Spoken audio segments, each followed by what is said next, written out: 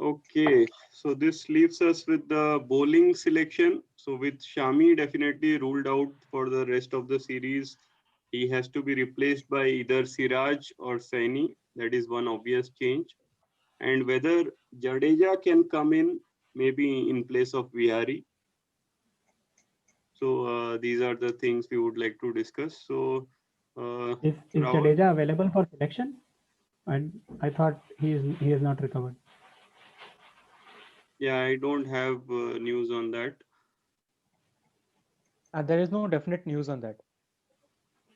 Yeah. But would it make sense to have Jadeja in place of Vihari if he is at all fit? I made that point in previous podcasts as well that we may consider that option. I don't think that the pitches are conducive to two spinners. Yeah, but if you compare Vihari's and Jadeja's batting, I don't think there is a vast difference between both of their abilities in terms of batting. So why not have Jadeja and have a very good fielder and a utility bowler?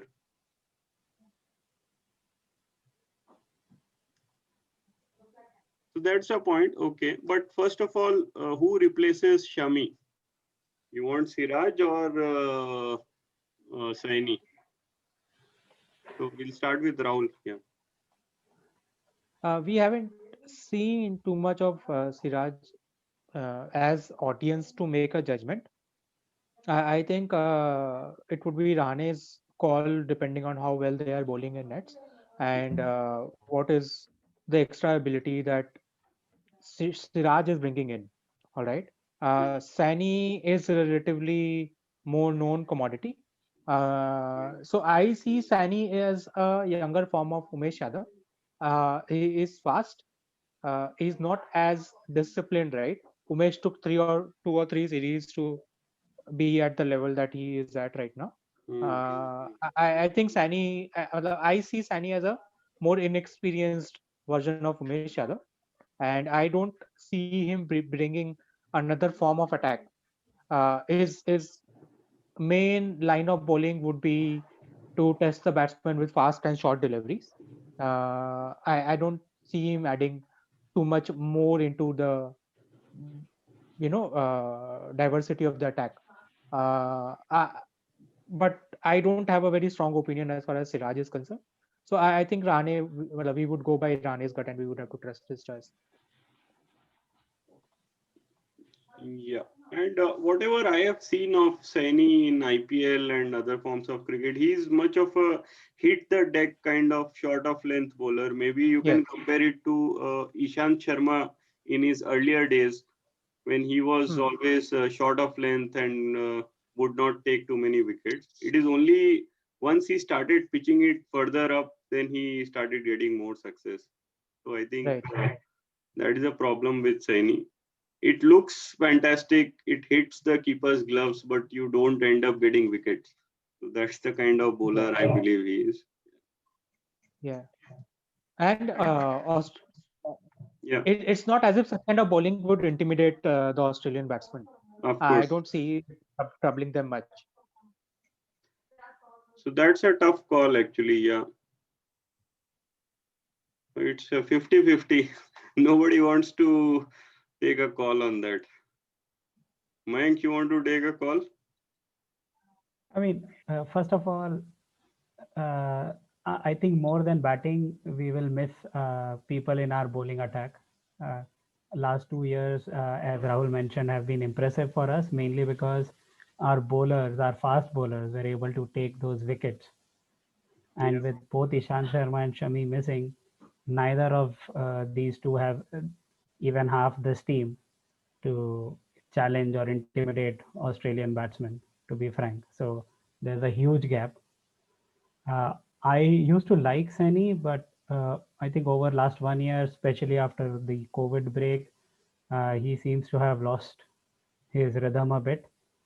So I still think maybe Sani would play more of a seam bowler. Uh, Definitely not a like for like replacement for Shami, but probably he'll get a nod ahead of Siraj. But frankly, I am more worried about our bowling attack than batting. And with all these Australian players playing in the IPL, there is no secrecy also to this. They all know the bowling of Siraj and Saini, even though they have not played in the international category as yet. See, I won't say that because the lines that you bowl and the kind of bowling you do is a little different when you are bowling in T20s versus the way you bowl in Test cricket. So, I mean, even if you remember how Dhoni's tactic was, he would try to, you know, like squeeze the runs and put pressure and get wickets. It doesn't work in Test matches, right? And even in IPL, you try to bowl those Yorkers, try to bowl wide Yorkers, they don't get you wickets. So the whole strategy of bowling is very different in IPL and Test, and that's why from IPL you don't get into testing. You'll never do that. So that's why I would say it's a fair comparison. Like Steve Smith has been playing IPL for so many years. How many of us can get him out, right? So that's not a fair thing to say. Yeah, but Right? Same thing Steve with Smith David is Warner. a different caliber. You can't compare Steve Smith to Siraj. That's a very unfair comparison, even No, though the category is all I'm different. saying is uh, so many bowlers have played so many matches against Steve Smith in in IPL. Now, do they know how to get him out? That is Not why really, he is the because greatest of all probably time, right? probably in T20 and ODI they can try to do something, but Test match is completely different. Format is very different. The bowling style is different. Batting style is different. So I don't think the secret is out as such. Yeah. So my point here is, Rahul, that our bowling is already weak. We don't have Ishant, now we don't have Shami. Umesh was never the first choice seamer, so we are left with Umesh and Bumrah. Okay, Bumrah is our premier bowler. So does it not make sense to somehow include Jadeja also to compensate for this weakness and have at least 5 choices?